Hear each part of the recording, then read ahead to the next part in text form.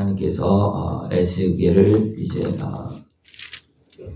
데려가서 이제 예루살렘 성전을 보여줍니다. 이것은 하나님께서 영으로 보여주시는 그런 모습입니다. 성전은 이제 세 개의 문이 있고, 큰 뜰, 바깥 뜰에 세 개의 문이 있고, 또 성전으로 들어가는 그 문이 또 세 개가 있습니다. 그 성전 문 앞에는 제단이 있습니다. 제단은 바로 제물을 드리는 곳입니다. 그리고 이제 성전은 그 내소가 있고, 또 이제 성소가 있고, 그 지성소와 성소가 있고, 그 성전에 이제 둘러서 골방들이 3층으로 되어져 있습니다. 그리고 계속 나오는 것이 뭐냐면 통로가 있고 벽이 있고 그렇게 나오고, 그 벽들에는 그릇과 종려나무들이 이제 그려져 있는 그런 모습이 나옵니다. 그리고 성전으로 들어가는 문은 하나입니다. 그리고 문 앞에는 무엇이 있냐면 제단이 있습니다. 그리고 이제 성전 문으로 들어가는 그 제단으로 들어가는 문은 세 개의 문입니다. 그리고 바깥에도 세 개의 문으로 들어오는 문이 있고, 또 이제 성전으로 들어가는 문도 이제 하나지만 그 앞으로 제단 앞으로 들어가는 문은 세 문입니다. 여기 전체적으로 우리가 생각해야 될 것은 뭐냐면, 분명히 각 문에는 창문이 있고 문지기들이 있고, 문지기가 있는 방에는 창문이 있다 그랬어요. 그러니까 들어가는 사람들 다 지키고, 또 제사장들은 성전을 지키는 제사장들이 있고 제단을 지키는 제사장들이 있다 그랬어요. 그러니까 앞장에서는 이렇게 하나님께서 성전을 지키고 있다. 사람들을 세워서 성전을 지키고 있다. 그리고 이제 성전에 들어갈 때는 한 길밖에 없습니다. 한 길이 있는데 가운데 무엇이 있느냐 하면, 들어가는 그 가운데 제단이 있습니다. 그러니까 성전으로 들어가는 문은 한 문이고, 그 앞에 제단이 있는데 제단에서 무엇이 있습니까? 제물을 드리는 겁니다. 이것은 피로 씻는 겁니다. 제사장, 거기서 이제 성전에서 활동하고 있는, 일하고 있는 제사장들도 어떻습니까? 항상 물로 피로 씻고 성전에서 일을 합니다.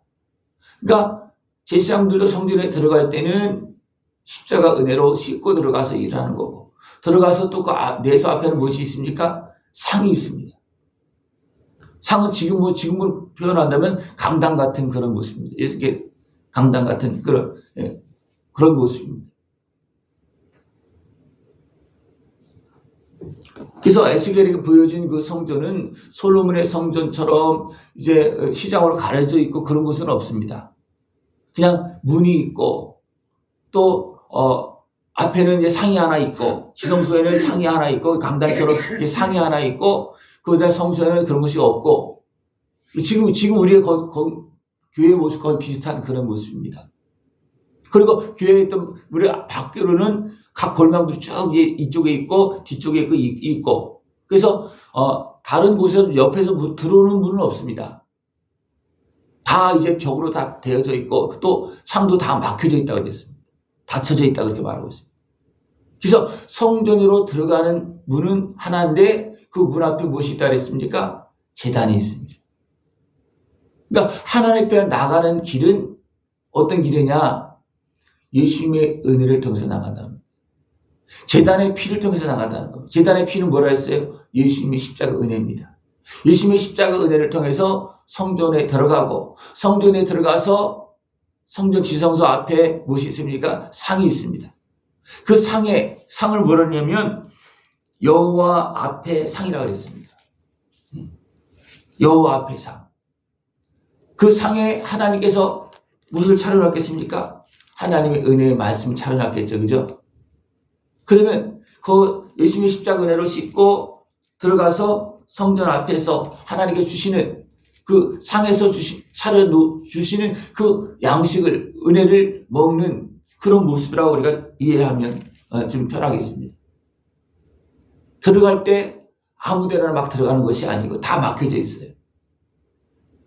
그죠? 그리고 골방들도 성전에 다 붙어 있지만 밖으로, 북쪽에 있는 그런 골방들은 또 북쪽을 바라보고 남쪽에 있는 골방들은 남쪽을 바라보고 그렇게 있으면서 성전에 붙어 있지만 성전을 바로 들어갈 수 있는 그런 문은 없어요. 밖으로 돌아서 들어가게 돼 있습니다. 우리 이것을 기억하고 우리 뭐냐면 우리는 성전에서 같이 머물러서 살지만 성전에 온전히 내소로 들어가는 길은 오직 한 길이다. 어디냐? 바로 제단을 지내서 이제 문으로 들어가는 길이라는 겁니다. 이걸 하나님 앞으로 나갈 때 우리 어떻게 하고 나갑니까? 씻고 나가는 겁니다. 피로 씻고 물로 씻고. 예수님도 하나님이시지만 그 사역 앞에서 어떻게 합니까? 물로 씻고, 그죠? 그 다음에 성령이 임하고 또 시험을 통과해서 다시 말하면 시험을 통과했다는 것은 다 씻었다는 겁니다. 예수님도 다 씻고 그 다음에 하나님의 사역을 행했다는 겁니다. 예수님도. 우리도 마찬가지입니다. 우리도 하나님의 사역을 행할 때도 마찬가지고 성전에 들어갈 때도 마찬가지입니다. 씻지 않으면 들어갈 수 없고 들어가면 문제가 생깁니다. 그래서 대제사장도 이제 지성소에 들어가고 할 때 어떻게 하느냐면 물로 씻고 피로 씻고 들어갑니다. 근데 또 방울을 달고 들어가고 발목에 끈을 메고 들어갑니다. 왜냐하면 문제가 생기면 다시 말하면 죽으면 끌어내려고. 죽음이 왜 일어나겠습니까? 문제가 있으면 죽을 수가 있는 거예요. 문제를 해결하지 않고 어떻게 보면 제약 가운데 불의함 가운데 지성소에 들어갔다. 그럼 거기서 죽을 수밖에 없다는 거예요. 그러면 방울 소리가 안 나면 죽었는가 보다 그래서 끌어내는 거예요. 왜? 아무나 못 들어가니까. 그만큼 하나님 앞에 나가는 것은 그만큼 엄격하고 아무나 막 들어갈 수 있고 아무 통로나 막 들어갈 수 있는 것이 아니라는 거예요. 근데 너무나 많은 사람들이 그냥 아무 데나 막 들어가려고 그러는 거예요. 닫힌 그 문 들어서면 막 깨부수고 막 들어가려고 하는 그런 모습도 있어요. 이건 뭐냐면 예수님의 은혜 앞에서 씻고 들어가는 것은 뭐냐면 다 씻고 들어가는 거잖아요. 그죠? 죄도 씻고 또 아픔과 슬픔 이런 것도 씻고 그 다음에 어떻게 합니까? 또 더러운 것들이 있으면 씻고 또 악한 권세가 있으면 다 쫓아내고 예수님의 은혜 안에서 그리고 성전으로 들어가는 거거든요. 근데 그 예수님의 십자가 은혜 앞으로 나가려고 할 때 내 죄는 어떻게 합니까? 내 죄에게 속한 모습이 있다면 씻으려고 그러겠습니까? 안 씻으려고 그러겠습니까? 안 씻으려고 그러겠죠. 그죠? 그러니까 예수님의 은혜를 통해서 성전으로 들어가는 것이 이게 정상적으로 하나님의 은혜 앞으로 나가는 것인데 사람들은 자꾸만 돌아서 가려고 하고 또 예수님의 은혜를 온전히 지나지 않으려고 하는 그런 모습도 이것은 죄악에 매여 있는 모습입니다. 그러면 하나님의 은혜 앞으로 하나님의 상 앞으로 나가지 못한다는 거예요. 하나님 앞에 상 앞으로 나가야지만 거기에서 진짜 하나님의 말씀을 듣고 깨달음을 얻습니다. 다시 설명을 드린다면 우리가 어떤 제약된 모습을 가지고 하나님 앞에 나와서 예배 드리지만 드린다고 그런다면 온전히 씻지 못하고 예배를 드리면 하나님의 말씀을 못 먹는다는 거예요. 이해되셨습니까? 예수님의 십자가 은혜를 통해서 씻고 나가야지만 하나님 앞으로 나갈 수가 있지 그렇지 않으면 하나님 은혜 앞으로 나가도 나가는 게 아니에요. 우리가 어떤 불의함과 제약을 품고 성전에 와서 예배를 드린다고 그러면 이게 예배가 되겠습니까? 안 되겠습니까? 안 됩니다. 찬송도 안 되고 기도도 안 되고 하나님의 말씀을 못 듣습니다. 그게 중요한 것이 뭐냐면 들어오기 전에 성전으로 들어오기 전에 제단의 그 피로 제물을 드리면서 피로 씻고 들어가는 겁니다. 네? 그리고 일반 백성들은 또 성전으로 완전히 들어올 수 없습니다. 바깥 뜰에서 자기 제물을 드리고 대제사장이 대신 제물을 드리고 그렇게 행합니다. 그래도 하나님은 그 백성들을 씻어주시고 왜? 백성들은 온전히 성전으로 들어갈 수 있는 상황이 아니에요. 지금이야 다 이게 예수님의 은혜를 통해 들어오지만 그때 이제 율법적으로는 그렇습니다. 그래서 백성들은 뜰에 들어와서 제물을 드리고 뜰 각종 방에서 상에서 이제 제물을 잡아서 이제 제단에 이제 불사르고 그렇게 하면서 백성들이 죄가 사해지고 그것을 누가 대신 맡아서 하느냐면 제사장이 맡아서 하는 겁니다. 예. 근데 제사장도 자기 마음대로 성전에 막 들락날락 거리는 그런 수 없고 왜? 문이 없기 때문에. 그리고 오직 문은 무엇입니까? 제단 앞을 통과해서 들어가는 문밖에 없습니다. 그리고 한 번에 떡상이 있는 곳으로 들어가는 것도 아니고 이제 문이 또 있어요. 그래서 성소가 있고 지성소가 있습니다. 근데 하나님의 말씀은 상은 어디서 차려져 있습니까? 지성소에 차려져 있습니다. 우리 거기에서 나오는 하나님 말씀을 듣기 위해서 우리가 해야 될 것은 무엇이라고요?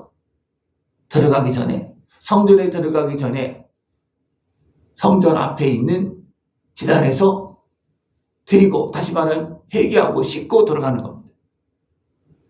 그렇지 않으면 들어갈 수도 없고, 들어가도 아무런 효과도 없고, 도리어 겁이 나고 두려웠고, 잘못하면 막 그냥 다 무시해버리고 지성소로 들어갔다 그러면 잘못된 죽을 수도 있다는 겁니다. 이것이 영적인 의미입니다.